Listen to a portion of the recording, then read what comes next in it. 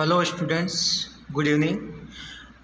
सब कुछ बच्चों की डिमांड पर मैंने अभी आपका जो बोर्ड पैटर्न है 10th क्लास का, उसके अकॉर्डिंग मैंने सबसे पहले सेक्शन बी राइटिंग पार्ट थोड़ा सा एक्सप्लेन करने की कोशिश कर रहा हूँ। तो आप सब लोग अच्छे से समझना, और इसमें जो भी मैं आपको पैटर्न बताऊँ, पैटर्न के लिए ही मैंने ये लिखा है, वो पैटर्न आपको फॉलो करना है। आपको उसी पैटर्न के अकॉर्डिंग लिखोगे तब अच्छे मार्क्स मिलेंगे। जैसे आपका सेक्शन बी जो पार्ट है राइटिंग पार्ट, उसके अंदर क्वेश्चन नंबर 3, 4 और 5 है। पहले हम लोग क्वेश्चन नंबर 3 देख रहे हैं।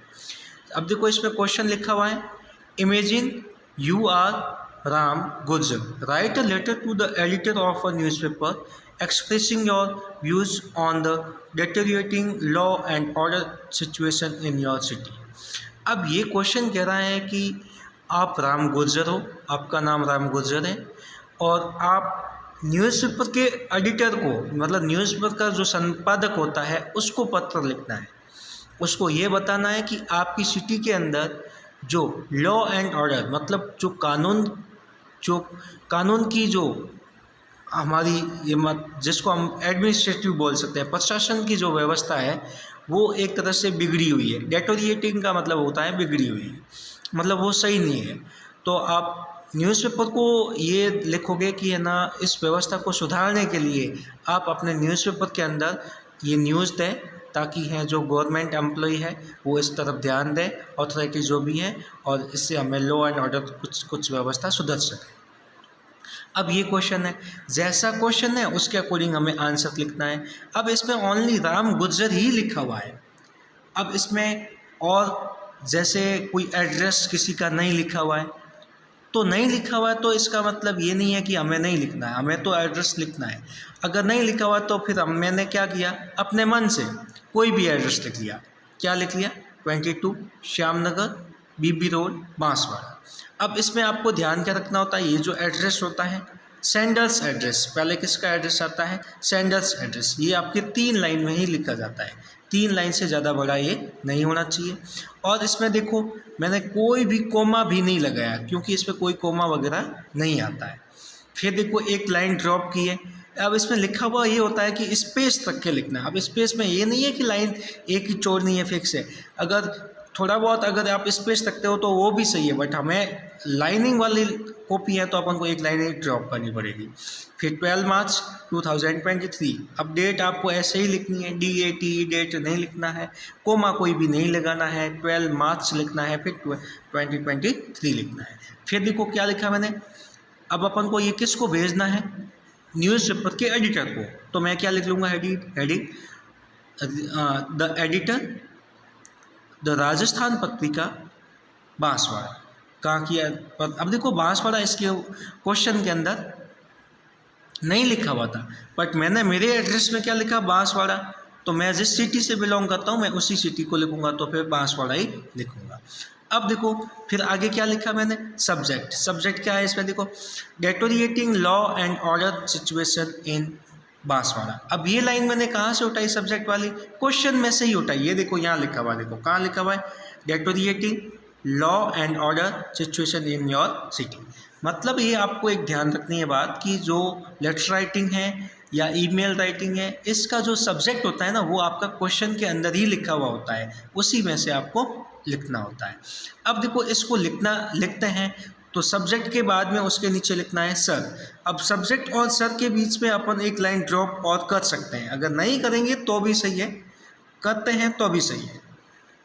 फिर सर लिखा, सर के जस्ट नीचे वाली लाइन में मैंने लिखा है, through the columns of your esteemed newspaper I would like to draw the attention of the authorities. ये इस में फिक्स होती है लाइन।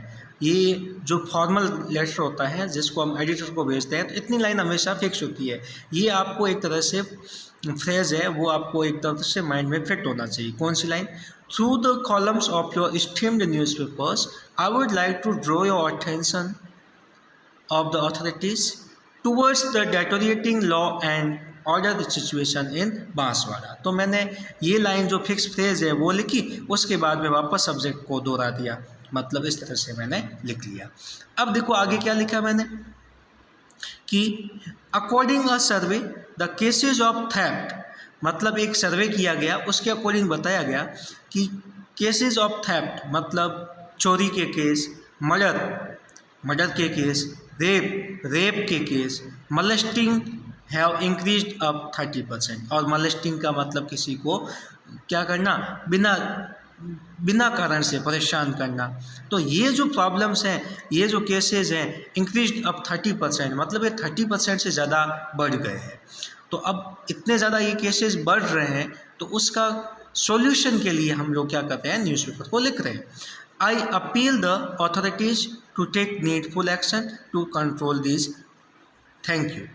अब देखो, अब मैंने क्या इसमें लिखा कि मैं न्यूज़ अथॉरिटीज़ से अपील करता हूँ कि वो इसके लिए नीडफुल एक्शन लें टू कंट्रोल दिस, मतलब ये सब कंट्रोल करने के लिए, नहीं तो अगर लॉ एंड ऑर्डर जो सिचुएशन है वो और ज़्यादा बिगड़ेगी। अब देखो, फिर मैंने लिखा थैंकिंग यू, फिर एक लाइन ड्रॉप करना है, फिर लिखना है योर्स ट्रूली, और फिर लिखना है राम गुर्जर। अब इसको लिखने के लिए देखो मैंने कितना एकदम सीक्वेंस फॉलो किया है। सीक्वेंस कौन सा, देखो मैंने इस लाइन को ध्यान में रखते हुए बिल्कुल सब इसके पास पास में लिखे। क्यों लिखे, क्योंकि ये आपको पास पास में ही लिखने होते हैं, बिल्कुल इस लाइन के सब पास पास में आ रहे हैं ना।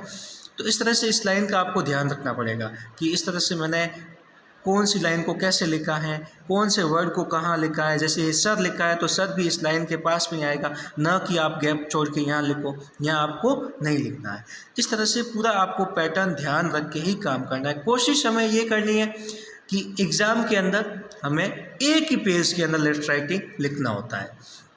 अब देखो, अब एक ही पेज में हम लोग लिख रहे हैं, तो बस ध्यान ये भी रखना है कि ये जैसे क्वेश्चन नंबर 3 लिखा है, तो मैंने तो यहाँ क्वेश्चन भी लिखा है आपको समझाने के लिए, बट आपको बोर्ड एग्ज़ाम का जो क्वेश्चन होगा 3, वो क्वेश्चन नहीं लिखना है, आपको डायरेक्ट आंसर ही लिखना है। तो ये आपको एक बात ध्यान रखनी है कि हमें किसी भी क्वेश्चन को नहीं लिखना है, उसका डायरेक्ट आंसर ही लिखना स्टार्ट करना है। पहले क्वेश्चन नंबर लगा लो, फिर डायरेक्ट आंसर लिखना है। बट क्वेश्चन नंबर जो है वो बिल्कुल क्लियर लिखे हुए होने चाहिए कि कौन सा क्वेश्चन है, तो ये आपको ध्यान रखना है। अब जो क्वेश्चन जो 3 नंबर हैं, इसके ऑप्शन में, इसके और में है ना एक क्वेश्चन और होता है, वो क्या हो सकता है, वो आपकी हो सकती है। देखो ये क्वेश्चन लिखा हुआ है, क्या लिखा हुआ है, मतलब और का मतलब ये हो गया कि या तो आप क्वेश्चन वो लेफ्ट राइटिंग वाला करो, और या फिर ये जो है आप कौन सा करो, ईमेल राइटिंग वाला, जो आपको इजी लगे उसमें से दोनों में से एक करो। अब ये क्वेश्चन क्या कर रहा है, देखो यू आर आशा अंशु, आप आशा या अंशु हो, government senior secondary school Ajmer की स्टूडेंट हो, write a formal email letter, आपको एक फॉर्मल ईमेल लेटर लिखना है to the principal of your school, आपके अपने स्कूल के प्रिंसिपल को, एट ये प्रिंसिपल की आईडी है, मतलब ईमेल आईडी है, देखो com, requesting to arrange a lecture on how to use computer. किसके लिए लिखना है कि हम लोग कंप्यूटर कैसे यूज़ करें, इसके ऊपर आपको उनको लिखना है। अब देखो इसको लिखने के लिए मुझे क्या करना पड़ता है, देखो सबसे पहले मुझे क्या करना है, इसमें भी ईमेल लिखते समय हमें ध्यान ये रखना है कि हमें एक तरह से एक ऐसा बॉक्स बनाना होगा, एक ये लाइन लेनी होगी, सबसे ऊपर क्या लिखते हैं, टू। अब ये मैंने आईडी लिखी है, ये मैंने आईडी कहाँ से लिखी है, ये क्वेश्चन में लिखी हुई है, वही लिखी है वापस, तो क्वेश्चन में से देखकर आपको आईडी लिखनी है। आईडी लिख लिया, फिर CC BCC, इसमें आपको कुछ भी नहीं लिखना है, बस यहाँ पे तो आपको शो करना है, यहाँ पे तो एक बार लिखना है, बट यहाँ पे आपको इसमें यहाँ कुछ भी नहीं लिखना है। फिर आपको लिखना है सब्जेक्ट, सब्जेक्ट क्या है, for arranging a lecture on how to use computers, computer को कैसे यूज़ करें इसके ऊपर लेक्चर अरेंज करने के लिए हमें एक ये ईमेल लिखना है। अब देखो उसके बाद में क्या लिखना है, नीचे सर के जस्ट नीचे क्या लिखना है, डायरेक्ट स्टार्ट करना है। Almost every student of our school uses computer but she faces many problems in its use, मतलब ये कह रहा है कि हमारी स्कूल में हर कोई क्या कर रहा है, हर कोई क्या कर रहा है, कंप्यूटर यूज़ करना जानता है, बट क्या शी मतलब कोई गर्ल है, वो बहुत सारी प्रॉब्लम्स फेस करती है कंप्यूटर को यूज़ करने में। दैट्स वाई मतलब इसलिए many of our school computers become faulty, उसकी वजह से क्या होता है कि अगर एक भी स्टूडेंट को कंप्यूटर चलाना प्रॉपरली नहीं आ रहा है तो फिर वो अलग अलग कंप्यूटर पर बैठेंगे तो कंप्यूटर क्या होते हैं, मतलब बहुत सारे वायरस से भर जाते हैं, तो फॉल्टी हो जाते हैं ना। Therefore, you are imposed to arrange a lecture on how to use computers. इसलिए आप कोशिश करें कि एक लेक्चर अरेंज करें कि how to use computer, computer कैसे यूज़ करें, इसके ऊपर एक लेक्चर अरेंज करवाएं. It will help the students and the school. इससे स्टूडेंट्स को भी हेल्प मिलेगी, स्कूल को भी हेल्प मिलेगी. Thanking you, yours obediently Asha. अब देखो इसको मैंने लिखा कैसे है.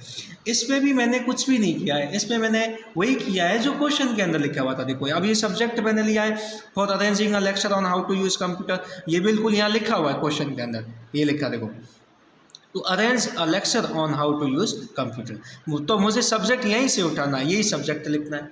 अब उसके बाद में ये मैं लाइन कहाँ से लाया, ये मतलब थोड़ा सा अपना थॉट्स लिखने हैं. उसके बाद आप अपने आप लिख सकते हो कि है ना हमारे स्कूल में ऐसे आपके माइंड में आइडियाज़ आने चाहिए कि है ना हमारे स्कूल में इस तरह की व्यवस्था है कंप्यूटर की. कुछ बच्चे कंप्यूटर चलाना नहीं जानते हैं, उस कारण सबको प्रॉब्लम आती है, कंप्यूटर फॉल्टी बन जाते हैं. बस इतना सा ही लिखना है, इसमें ज़्यादा मैटर बड़ा नहीं लिखना है. सीधी सीधी जो लैंग्वेज में लिख लेना है और जो आपका उद्देश्य है लिखने का वो सीधा उद्देश्य बता देना. बस इतना ही इसमें काम करना है, ज़्यादा इसमें काम कोई नहीं करना. तो आपको इजी लगे तो आप ये भी लिख सकते हो, अगर वो इजी लगे तो आप वो लिख सकते हो. Thank you.